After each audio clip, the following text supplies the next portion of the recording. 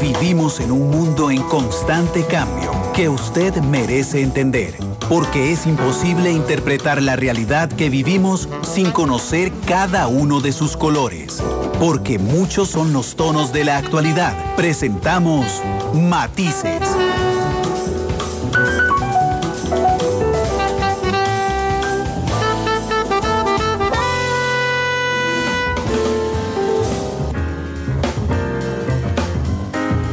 Dos de la tarde con 6 minutos. ¿Qué tal? Muy buenas tardes. Bienvenidos a Matices. Yo soy Ron Rivera y les agradezco enormemente que nos acompañen hoy en el programa. Por dicha, estamos en horario habitual de 2 a 3 de la tarde. Así es que muchísimas gracias por acompañarnos, por estar con nosotros en vivo, por seguir nuestra transmisión, por supuesto, en radio en vivo, como lo estamos haciendo en este momento, donde también estamos transmitiendo a través del Facebook en vivo de Noticia Monumental. Esta noche pueden ver el programa a través de Canal 2 y dentro de 2 horas, 1 hora después de que se acabe el programa, pueden descargarlo o escucharlo en línea a través de nuestros servicios de podcast en Google Podcast, Spotify y Apple Podcast. Así es que muchísimas gracias por estar con nosotros. Saludos a Víctor Fallas, que nos acompaña, a William Daniel Barrantes en Esparza, a Marco Vargas, a Pedro Cerdas, que ya se están sumando a esta transmisión. Hoy invité a don Gilbert Brenes a que nos acompañe. Él es el subdirector del Centro Centroamericano de Población de la Universidad de Costa Rica, que aprovechando el Día de la Población, pues hizo algunas reflexiones que a mí me parecen tremendamente interesantes respecto a nuestro país. Don Gilbert, ¿cómo le va? Bienvenido al programa, ¿qué tal? Bien, gracias y gracias por invitarme, como siempre. Gracias. Cuénteme, por favor, yo hice un avance rapidísimo, pero ¿qué fue lo que hicieron para el Día Mundial de la Población? Sí, nosotros en el CCP, varios de los investigadores y sobre todo con la motivación de nuestro director Jorge Barquero, estuvimos pensando en el mejor tema que discutir para el Día Mundial de la Población, y quizá el reto más importante que tiene Costa Rica en estos momentos es el de la ultra baja fecundidad. Nosotros en Costa Rica ya sabíamos desde hace años que la fecundidad en Costa Rica venía bajando, o sea, cada vez las mujeres tienen menos hijos. En el 2002 fue un año muy importante porque fue cuando se llegó a lo que nosotros los demógrafos conocemos como la tasa de reemplazo, que es cuando un país en el largo plazo puede estabilizarse en el total de la población, pero la fecundidad en Costa Rica siguió descendiendo y ahora estamos llegando a niveles muy, muy bajos que se han visto en pocos países del mundo, comparables a los países del este de Asia, en donde desde hace años ya se vienen preocupando por la poca cantidad de niños que están naciendo en sus países. Costa Rica está llegando a una tasa global de fecundidad de 1.3 hijos por mujer, lo cual, como le digo, es uno de los más bajos, y ese fenómeno también se está viendo en otros países de América Latina con niveles similares, aunque todavía no tan bajos. Es muy interesante, don Gilbert, porque nosotros, creo que la lógica de quienes no estudiamos eso, ¿verdad?, es que un país simplemente va sumando población. O sea, es decir, de Costa Rica tenía 3 millones de habitantes, de ahí sube a 4, de ahí sube a 5, de ahí sube a 6. Y simplemente, uno piensa en una lógica de proyectar linealmente, la población. Y la reflexión que ustedes nos hacen es suave. Resulta que esa proyección, que por lógica todos sacamos, se estaciona. ¿Podría intentar explicarme eso brevemente?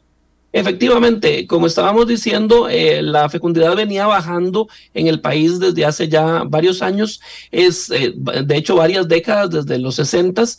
Si Costa Rica se hubiera mantenido en 2.1 hijos por mujer, iba la tasa global de fecundidad en 2.1 hijos por mujer. Eso lo que quería decir es que en el mediano plazo, en 30, 40 años, la población se iba a estabilizar y nosotros considerábamos que entre 6 y 6 millones y medio, y ahí se iba a quedar. No iba ni a crecer ni a decrecer.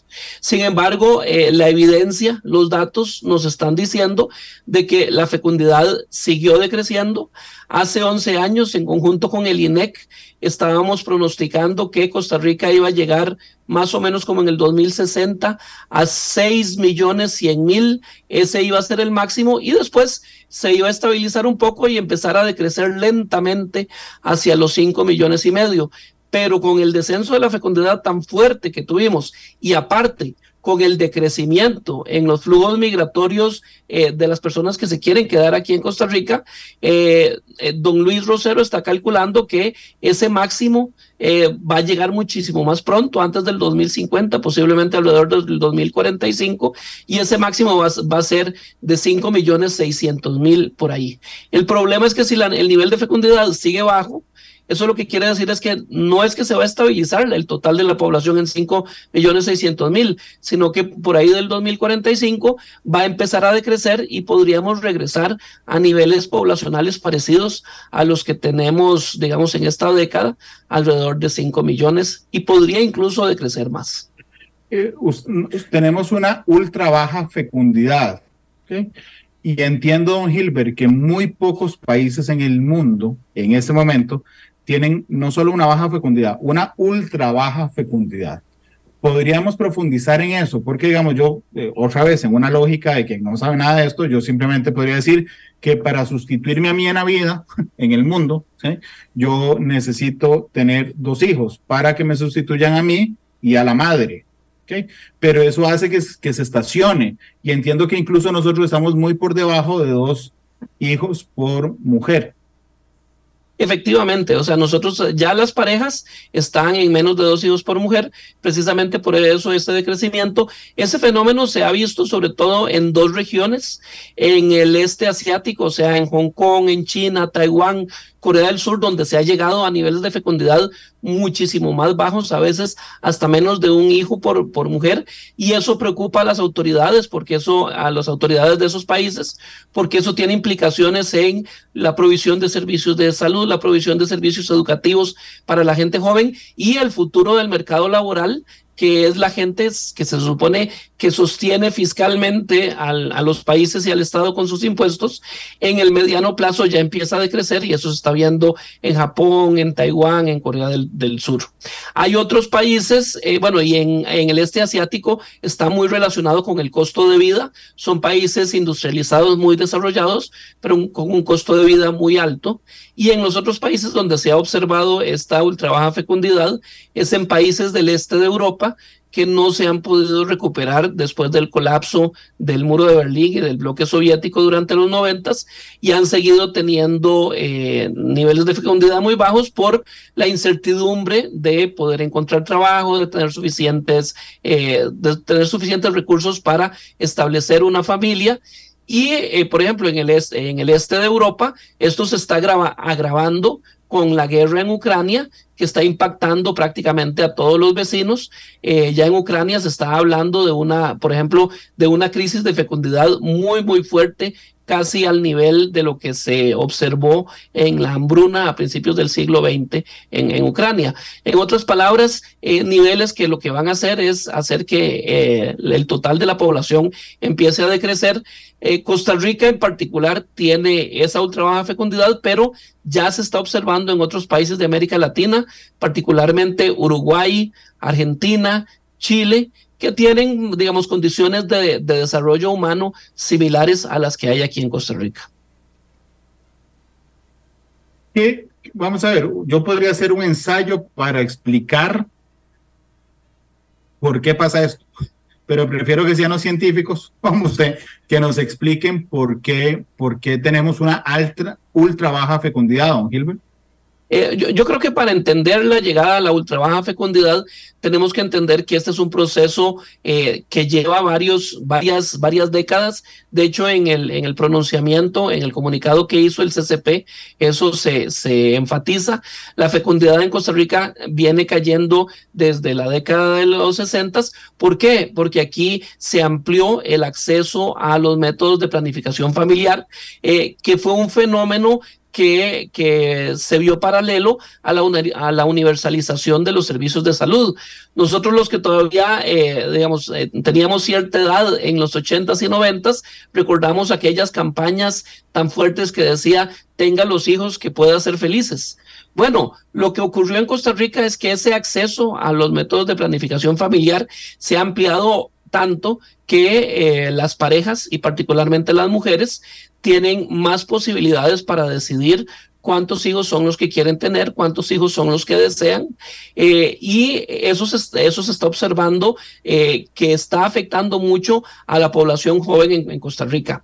Y el acceso a los métodos de planificación familiar no solo se está dando para las personas de 20 a 40 años, sino que uno de los grandes, y nosotros consideramos uno de los grandes logros de los últimos 10 años, es que descendió en los niveles de fecundidad adolescente.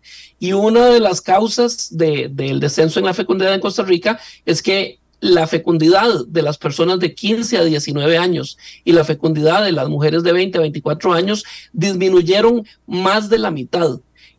Para efectos de la gente joven, esto es muy positivo, porque esto lo que quiere decir es que se dan mejores condiciones para la equidad de género, para darles más opciones de vida, sobre todo a las mujeres jóvenes, para tomar las decisiones de qué es lo que quieren hacer con sus vidas, sus planes, y posiblemente mantenerse en el sistema educativo o en el mercado laboral también. Claro, don Gilbert, de hecho, vamos a ver, uno podría ver esto con los pros y los contras. Cuando uno habla, por ejemplo, con la gente del Estado de la Educación, ¿verdad? Dicen, esto es un pro enorme, ¿okay? Cuando uno habla con la gente de pensiones, dice, esto es un contra enorme, ¿okay? Entonces, si me permite, voy a dividir, hoy ando positivo, entonces empecemos con los pros, ¿ok? Cuando yo estaba en la escuela, vamos a ver, yo entré del 89 al 95, ¿okay? Mi grupo de alumnos en la escuela era de entre 35 y 40, ¿verdad? Eso es una ventaja en el cortísimo plazo para la educación costarricense, ¿no, Gilbert? Sí, definitivamente el descenso de la fecundidad es una gran oportunidad, sobre todo para mejorar los servicios para la gente joven y sobre todo para los menores de edad. Si la fecundidad que implica menos nacimientos se profundiza, pues eso es una gran oportunidad para ya no preocuparse en la cantidad de niños que tienen que ser atendidos, sino sobre todo en la calidad de la educación que se les va a impartir.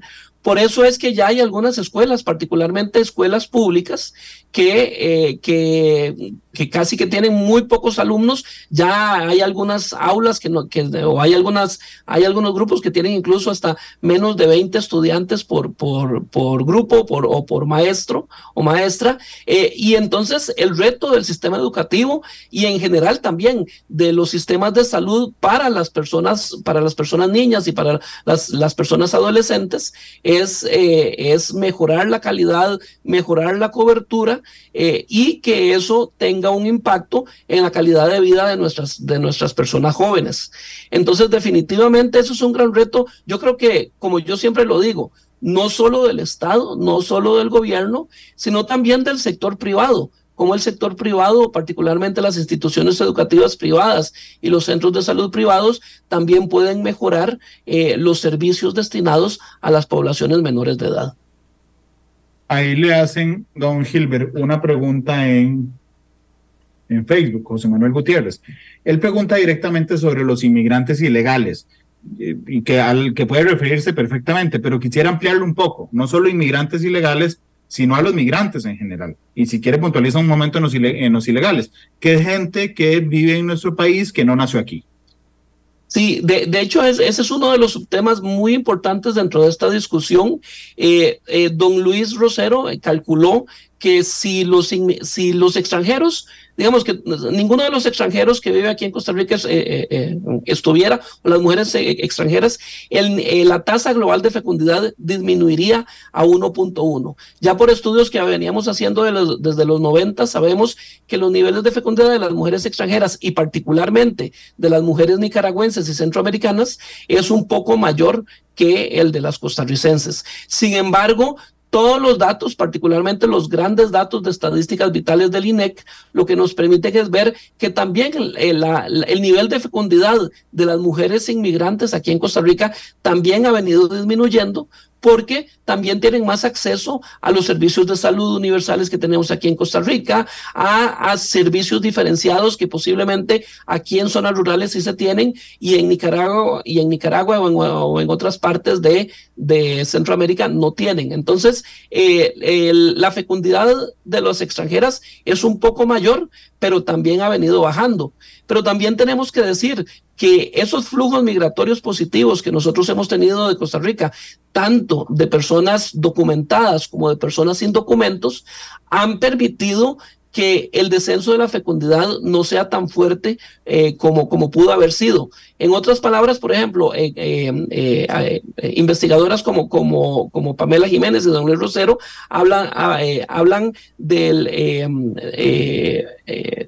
hablan de que hay un punto en el cual se puede llegar a poner en crítica todo el sistema fiscal. Bueno, si esos flujos migratorios que tuvimos en Costa Rica no los hubiéramos tenido, el sostenimiento del aparato fiscal aquí en Costa Rica hubiera entrado en crisis hubiera entrado en crisis mucho antes de lo que podría entrar en el corto plazo. Así que los inmigrantes nos han salvado porque en general son personas jóvenes, no solo que están trabajando, puede ser que legales o ilegales, pero también que tuvieron hijos durante los 90, durante los 2000. Por ejemplo, se calculaba que en los 90 y 2000, 1 de cada 5 nacimientos provenía de mujeres nicaragüenses. Entonces eso era muy importante para que la natalidad no disminuyera. Claro. Pero eso también sabemos que, sobre todo en los últimos 11 años, desde el 2011, los flujos migratorios aparentemente han decrecido, tanto los legales como los ilegales. Nosotros vemos que Costa Rica se ha convertido en puente para sudamericanos, venezolanos, africanos, asiáticos, pero los flujos tradicionales que teníamos en Costa Rica de nicaragüenses, otros centroamericanos, colombianos, ha disminuido porque estas personas están buscando otros destinos, particularmente Estados Unidos y Europa, y eso también está impactando en el descenso de la fecundidad en Costa Rica. Voy a devolverme un segundito, porque quedábamos en que íbamos a hablar de los pros. Entonces, digamos, la educación, el sistema educativo es uno de los beneficiados de la ultra baja fecundidad, ¿verdad? De hecho, quería hacer una lista pro y contras. ¿Okay?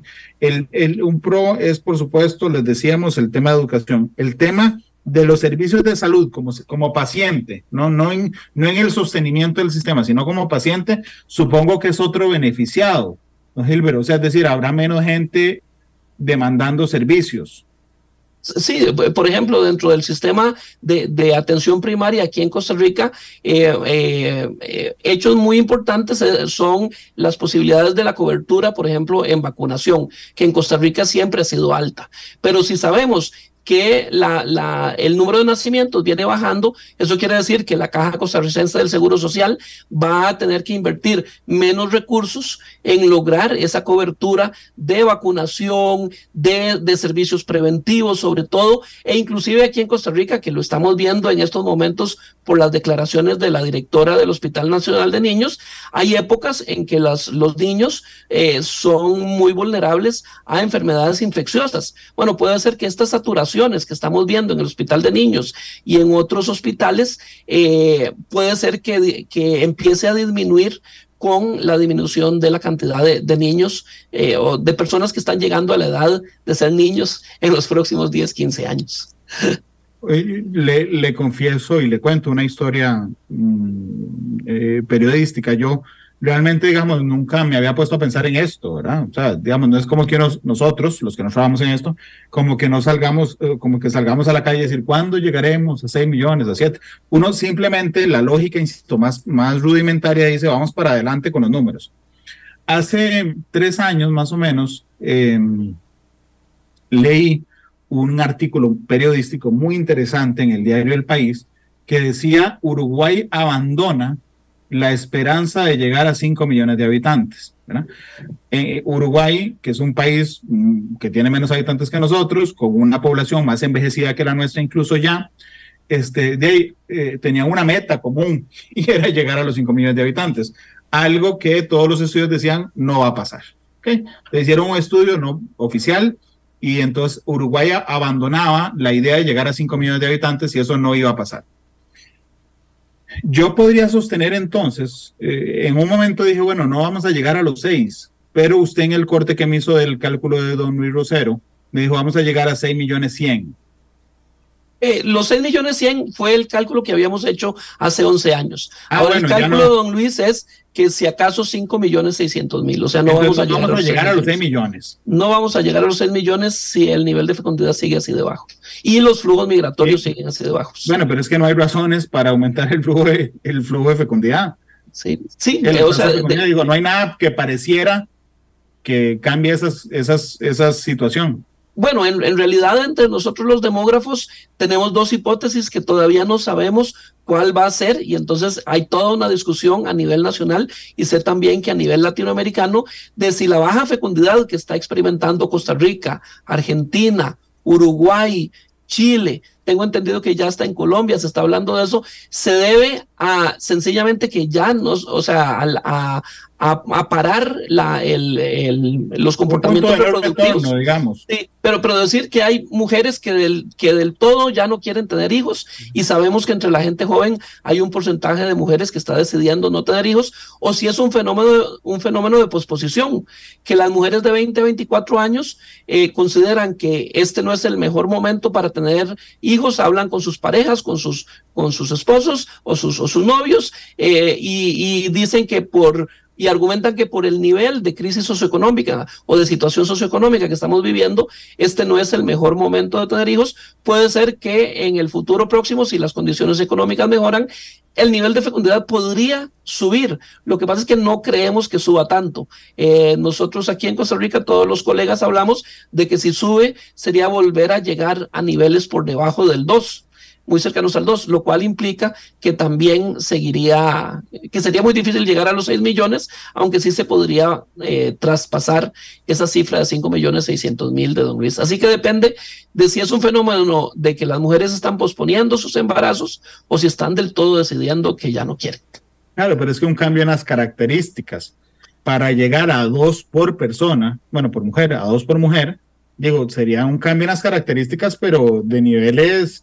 o sea, no sé, que de un momento a otro la humanidad dependa de la cantidad de personas, entonces todos los gobiernos en el planeta se pongan de acuerdo en que tengamos un montón de hijos. O sea, pareciera que si hay un cambio por la situación socioeconómica, digo, es apenas un aumento en la cantidad de personas.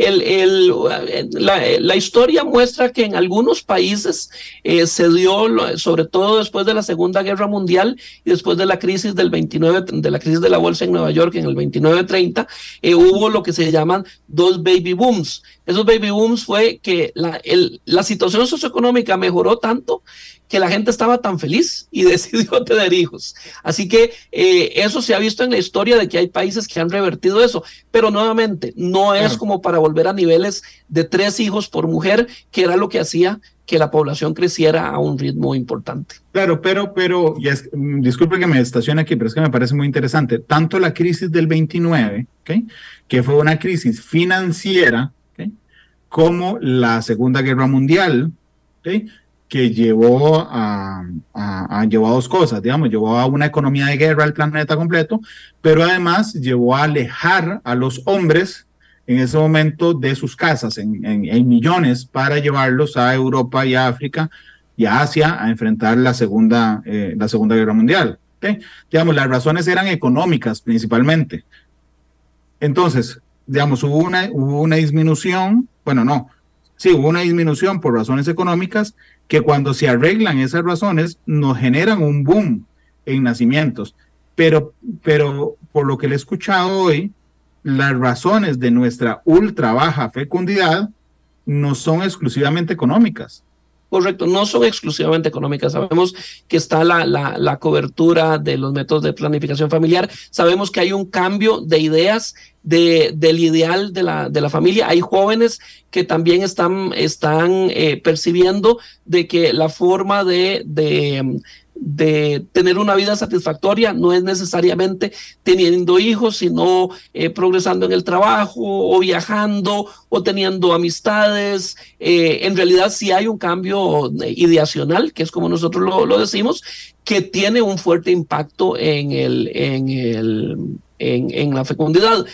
Aquí no voy a hablar como estadístico, pero yo que soy profesor universitario, a mí de vez en cuando a mí me gusta preguntarle a mis estudiantes, que son todos muchachos de 18 a 24 años, que cuántos hijos planean tener. Y efectivamente, ya hay muchos que dicen, no, del todo no voy a tener hijos, o si acaso voy a tener uno y ya es suficiente. Entonces, usted tiene razón. En Costa Rica tenemos un contexto de cambio ideacional en el cual el número ideal de hijos por tener ha decrecido montones, y eso tiene un impacto en el nivel de fecundidad. Pero nosotros también estamos observando que la aceleración en el nivel de fecundidad se empieza a dar alrededor como del 2016, 2015, 2016, que es cuando vemos que se agrava la situación de desempleo aquí en Costa Rica. Entonces, puede ser que haya tanto una mezcla de factores culturales y psicológicos, y otra mezcla de condiciones socioeconómicas. Claro. Bueno, antes de ir a los contras, supongo que decir ultra baja fecundidad significa que el promedio mundial está muy por encima de eso. ¿O es un comportamiento que podríamos esperar del planeta, ya no solo de Costa Rica, en los próximos años, don Gilbert? Eso es muy interesante, porque si hay varias regiones, o sea, sabemos que en Oceanía, en Norteamérica, en América Latina, en Europa, los niveles de fecundidad son muy bajos. Los países escandinavos, por ejemplo, tienen niveles de fecundidad por debajo del 2.1, pero tampoco llegan a estos niveles de ultra baja fecundidad. Así que la mayoría de nosotros, los demógrafos, siempre hemos pensado en que, y hay varios demógrafos que plantean en sus proyecciones, que el escenario sería estar cercano entre las tasas globales de fecundidad de 1.8 a 2.2. En el mundo en estos momentos todavía es un poco más alta, pero es por el impacto de la fecundidad en el continente africano, que es todavía muy alta, en algunos países más de 3 o 4 hijos por mujer, y eso hace que todavía el promedio mundial no baje tanto. Pero vemos que, por ejemplo, China, que es junto con la India, uno de los países más poblados del mundo, y que hace que los promedios confluyan a los niveles de esos dos países, hace que el promedio mundial tienda a 2. Ok, hablemos. Si me permite, me gustaría mencionar otro de los pros, y tiene que ver con este acceso a los métodos de planificación familiar. Nosotros tenemos que tener claro de que también tenemos que respetar las decisiones de las parejas y las decisiones de las mujeres. Y repito aquel slogan de los 80s y 90s, tenga los hijos que pueda ser felices. Bueno, posiblemente aquí muchas mujeres y muchas parejas, también hombres, deciden no tener tantos hijos precisamente porque tienen claro eso. Tienen las capacidades con los métodos de planificación familiar de tener menos hijos, y no le hacen caso a sus familias y a las instituciones tradicionales que les insisten en que deberían de tener hijos. El famoso cuento de que las abuelas ya quieren tener nietos, bueno, posiblemente ahora la gente joven no le hace tanto caso a esas presiones externas. A menos de que se los mantengan a uno. Correcto, que ese es otro de los grandes retos, todo lo que son las redes de cuidado, que eso es, podríamos hablar que está tanto en los pros como en los contras. Lo que le iba a decir, volviendo al tema de la población mundial, somos unos 7,000 millones de habitantes.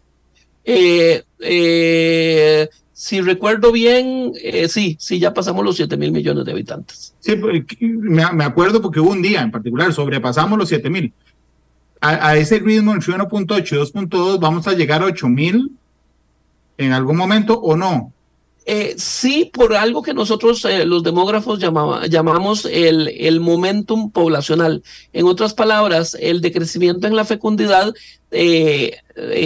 tiene el impacto del descenso de la fecundidad, dura más o menos lo que dura una generación. Entonces, las generaciones duran más o menos como 27 años. Así que si un país llega, digamos que el mundo llegara uniformemente a un nivel de 2.1 hijos por mujer, todavía la población mundial seguiría creciendo, tal vez por 27, 30 años, precisamente por que lo que se espera es que las mujeres que están teniendo hijos vayan a tener menos hijos, pero la cantidad de mujeres en edad fértil también empiece a disminuir. Claro, aquí dice José Manuel Gutiérrez en Facebook que en la mentalidad de los inmigrantes el número de hijos potencia el acceso a los beneficios del Estado. Seguro que sí. Ok, pero ciertamente nosotros le pegamos la ultra baja fecundidad a los inmigrantes que vienen. ¿Qué quiero decir? Que es muy probable, José Manuel, si usted tiene razón, que piensen así de arranque, pero ciertamente en la práctica lo que hemos notado es que los inmigrantes aquí tienen menos fecundidad que los inmigrantes en su país de origen. Efectivamente, eso lo venimos viendo desde los 90s. La fecundidad de las inmigrantes nicaragüenses que vivían aquí en Costa Rica era menor que la fecundidad de las mujeres nicaragüenses que se quedaban en Nicaragua. ¿Eso qué quiere decir? Que en realidad las inmigrantes nicaragüenses también se aprovechan de las condiciones socioeconómicas y culturales del país receptor, Costa Rica, para también imitar ciertos comportamientos. Y también quiero resaltar, porque este es un gran logro estadístico por parte de la sección de estadísticas demográficas del INEC, ya van a empezar a medir cuántos de los nacimientos que ocurren en Costa Rica son de mujeres, por ejemplo, nicaragüenses o panameñas, que viven en la frontera del lado nicaragüense o del lado panameño. ¿Eso qué quiere decir? Que posiblemente haya mujeres que vienen a parir a Costa Rica o a Panamá porque los servicios de salud son mejores, pero que posiblemente sus niños regresen a sus países de origen, o sea, a Nicaragua y a Panamá, precisamente porque ahí es donde viven sus mamás. Así que también no pensemos que el comportamiento de las inmigrantes es para aprovecharse de la institucionalidad costarricense en el mediano y en el largo plazo, sino también en el cortísimo plazo, aprovechar ciertos beneficios, pero devolverse a sus países de origen después de que se reciben. Creo que cerramos la lista de pros. Vamos a contras. Sí. Y si me permite empezar con el sistema de salud, ya no en el acceso individual, o sea, ya no en el acceso de que Randall Vale Vice, sino en el sostenimiento del sistema de salud, con gente más vieja, más gente, o sea, todavía más gente, ¿ok? Y además con menos gente, con menos jóvenes, digamos, en edad productiva, que aportan a ese sistema de salud en términos financieros, don Gilbert. Sí, yo creo que esa es la principal la principal desventaja del proceso poblacional que estamos viviendo.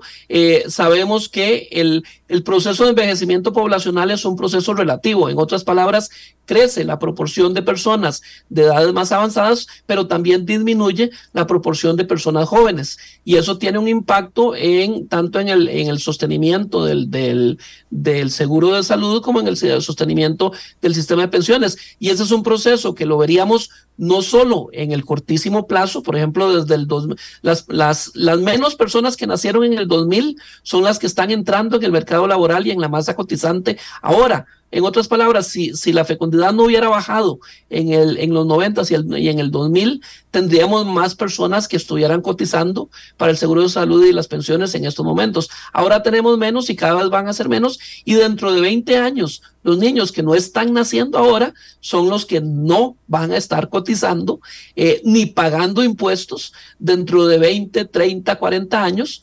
Y también eso es un impacto no solo en el sostenimiento del seguro de salud y de las pensiones, sino también en la demanda de ciertos servicios para el sector privado. Ese va a ser todo un reto, porque también va a disminuir su mercado, particularmente los que están destinados a las personas jóvenes, y también va a disminuir el mercado laboral, las personas que van a estar demandando trabajo, y entonces a las empresas van a tener ese reto de que ya no van a poder conseguir cierta cantidad de personas que trabajen, y tienen que buscar esas personas en algún lado.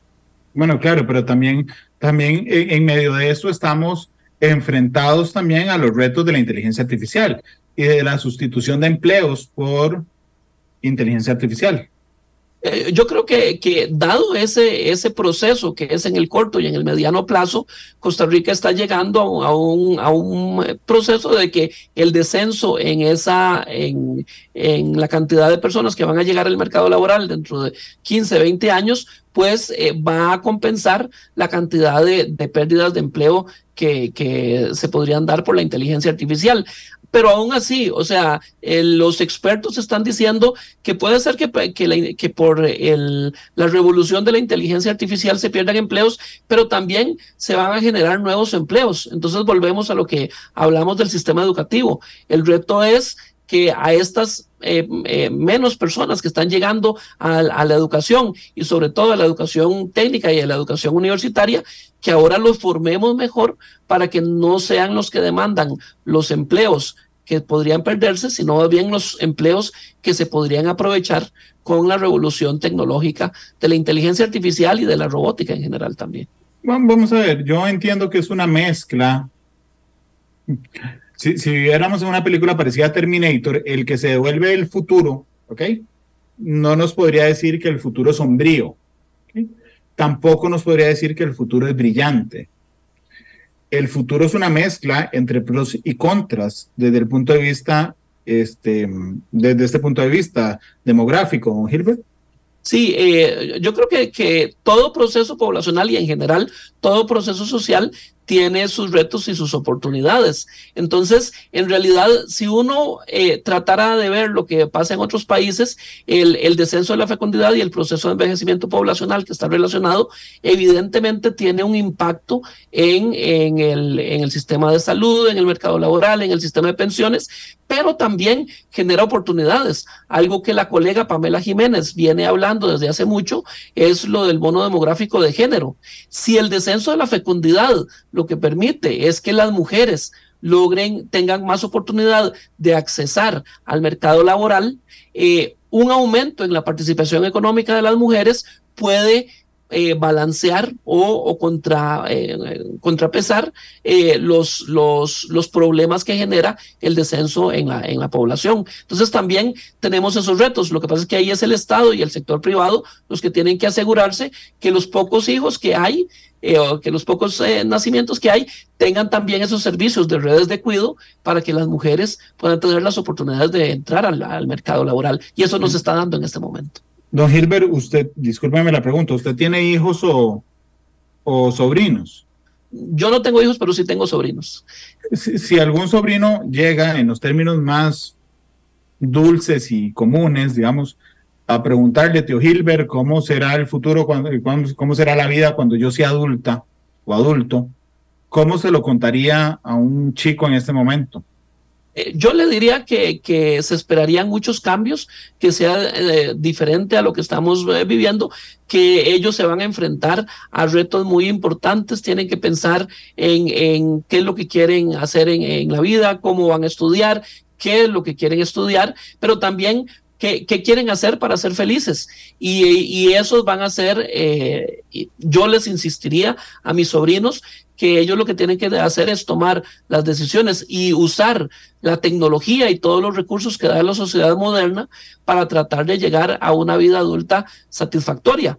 Si esa vida adulta satisfactoria implica que no quieren tener hijos, sino que lo que quieren es tener perritos o ser voluntarios en algún lado, pues eso es bueno si es que eso es lo que los va a hacer felices. Pero sí, se van a encontrar posibilidades, oportunidades para ser felices, pero también retos que van a hacer que la sociedad les exija más. En particular, por ejemplo, mis sobrinos se van a tener que enfrentar a que cuando ellos lleguen a los 65 años, dentro de 50, 60 años, posiblemente su pensión sea más pequeña de la que mis hermanos o yo vamos a recibir, y entonces tienen que pensar en ahorrar, en ser más productivos, en ser más colaboradores entre sus congéneres, la gente de su edad, para también para tener una vejez digna. Lo que pasa es que para los jóvenes, yo que tengo sobrinos adolescentes, es muy difícil que ellos se vean cómo van a ser dentro de cuando tengan 65, 70 años. Claro, bueno, que es igual de difícil como cuando nosotros nos veíamos. Pero digamos que entre los contras, pero convirtiéndolo en un reto, el reto me parece más fuerte que tenemos nosotros en este instante es cómo poder enfrentar o cómo vivir una Costa Rica con gente muy adulta mayor y mucha más gente que ahora. En términos comunes, vamos a ser un país de viejitos, don Gilbert. Sí, definitivamente vamos a ser un país de viejitos, y la sociedad como un todo, no solo el Estado, porque a veces se habla de que es el Estado, que es sobre todo la Caja Costarricense del Seguro Social, la que va a enfrentar el reto al ser la administradora del seguro de salud y de las pensiones, pero es un reto de toda la sociedad, y es un reto en la cual tiene que participar las familias, la empresa privada, las organizaciones no gubernamentales, y apoyar al Estado y a las instituciones públicas para que los niveles de vida de las personas mayores sean buenos. En otras palabras, si vemos que las personas, por ejemplo, no sé, nosotros no sabemos en estos momentos si nuestra pensión va a ser menor de las pensiones que tienen ahora las personas actualmente de 65 a 70 años. Pero si va a ser menor, entonces nuestro reto es buscar esas posibilidades de la sociedad, para que si tenemos menos ingresos, pues balancearlo con otras posibilidades. Por ejemplo, la vida colaborativa. En Europa se habla de casas de personas adultas mayores funcionales, que pueden caminar, que pueden hacer todo, y que viven juntas en una casa compartiendo gastos, compartiendo ingresos, y entonces eso hace que se sientan acompañados, que no se enfrenten a los problemas de soledad que se están viendo en otras sociedades, y que tengan una vejez digna. Yo creo, yo también, en general, usted dice que usted hoy anda optimista. Yo me considero dentro de la escuela de los demógrafos, yo soy de la escuela optimista, así que yo creo que todos los retos poblacionales que estamos viviendo, se pueden encontrar las soluciones si la sociedad trabaja en conjunto de manera creativa. Yo creo que otro de los contras, dado que ahora lo mencioné, del proceso de envejecimiento poblacional, que ya se habla en Singapur, se habla en Taiwán, se habla en Japón, es la epidemia de soledad de las personas mayores. En Singapur, por ejemplo, se está dando subsidios a las familias para que visiten a sus adultos, a sus papás y a sus abuelos. ¿Por qué? Porque esas personas ya estaban teniendo menos hijos, y entonces tienen menos personas que los visiten. Bueno, ese va a ser un reto de nosotros en Costa Rica. Ya se está hablando de algunos pocos adultos mayores que ya se están enfrentando a esos fenómenos de soledad. ¿Cómo vamos a actuar nosotros como sociedad para que nuestras personas mayores costarricenses, y sobre todo nosotros cuando lleguemos a viejos, no nos enfrentemos a esas circunstancias de soledad? Claro. No, y es que afecta o modifica todo. ¿Sí? Incluso, no sé, vamos a ver, desde mi trabajo, ¿para quién hacemos programas de televisión en el futuro? Bueno, para una población más adulta, ¿okay? Pero también tiene que ver con la arquitectura y la construcción, cómo hacemos edificios para esas personas, para nosotros. Tiene que ver con infraestructura vial y pública, cómo generamos infraestructura en eso, cuál va a ser la decisión que a mí me parece clave. ¿Verdad? Nosotros somos uno de los países que en el papel dedicamos más plata a la educación. Bueno, que ojalá no caigamos en la tentación de disminuir la plata en la educación, sino que el gasto sea igual porcentualmente, y que signifique que gastamos más per cápita por cada alumno, ¿verdad? O no cerrar escuelas, físicamente me refiero, o no cerrar kinders, o vamos a tener un país con más parques, o con más transporte público. Todo habla de este tema, don Gilbert. Sí, todos los cambios poblacionales que tengan que ver con cantidad yo creo que se resuelven cuando introducimos el tema de la calidad. Si nosotros por este descenso en la cantidad de personas menores de edad hablamos como sociedad o buscamos como sociedad los mecanismos para mejorar tanto la calidad de la educación como la calidad de vida de las personas menores, que no se enfrenten, por ejemplo, a violencia doméstica dentro de las familias, que tengan todas las oportunidades de ser felices, también incluso los niños, si son menos niños, bueno, que los parques se mejoren para que esos menos niños también tengan más posibilidades de disfrutar. Bueno, eso es parte de la calidad.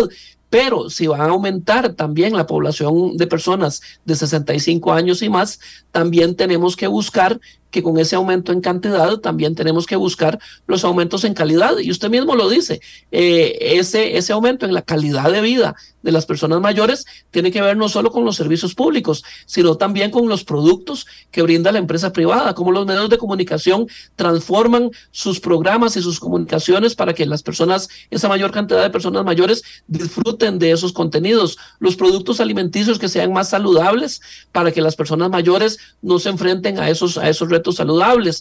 Y como usted lo dice, también cambios en la infraestructura vial, en la infraestructura en general de los edificios y sobre todo de los lugares de recreación. Ya pensar que los lugares de recreación no solo tienen que estar orientados a personas menores de edad, sino a personas mayores de edad. Quizá yo creo que el símbolo que mejor representa eso en Costa Rica es el famoso Parque de Alajuela, que el Parque de Alajuela siempre ha sido como el lugar donde llega mucha gente y sobre todo varios adultos mayores para hablar en camaradería con sus personas de la misma edad. Bueno, ¿cómo hacemos para que haya otros lugares y que haya cada vez más lugares para que las personas, tanto de edades intermedias como de edades mayores, puedan tener una mejor calidad de vida y sentirse más en comunidad? Son las 2:50, por Dios, es tardísimo. Permítame ir a la pausa, don Gilbert. Volvemos con un minuto nada más, donde le quiero preguntar cómo hacemos para aprovechar el censo que se hace este año para que nos genere datos que nos provoquen además políticas públicas adecuadas. Son las 2:51, ya voy a ir a la pausa, ya regreso, Gilbert. Vaya pensando en la canción con la que quiere cerrar Matices, ya volvemos. Gilbert.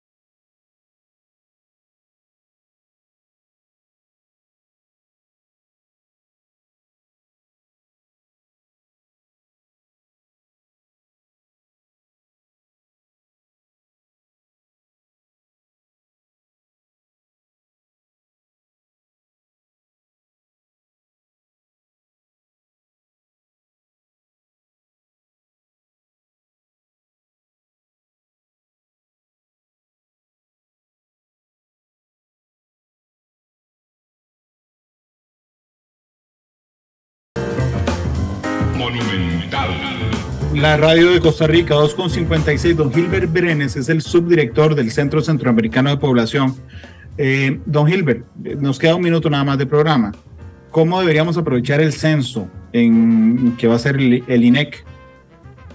El censo se dio justo después de hechos muy importantes en el mundo y en Costa Rica, como la pandemia por COVID, el descenso de los flujos migratorios, la implementación de la ley de fortalecimiento de las finanzas públicas. Entonces, el censo lo que nos va a permitir es ver cómo distintos subgrupos se comportaron o cuáles son las características después de esos eventos tan fuertes que experimentaron.